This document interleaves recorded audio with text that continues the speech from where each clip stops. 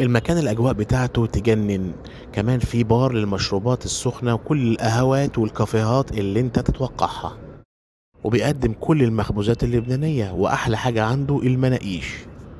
الترابيزات والكراسي فيه على قديمه، وأنا اخترت منقوشتين هوريهولكم دلوقتي. أول منقوشة منهم هي منقوشة الكيري مع السجق اللبناني.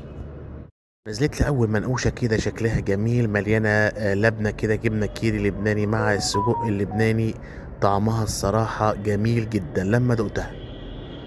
أما التانية فنص جبنة ونص زعتر. الزعتر طعمه هناك حكاية وداخل في كل المنتجات. خدمة هناك كويسة، وعامل خصم 25% على المنيو بتاعه اللي هوريهولكوا ده. انصحكم بزيارة المكان، هتنبسطوا كتير. وفي النهاية ما تنسوناش باللايك والشير والاشتراك في قناتنا. شكرا جزيلا والسلام عليكم.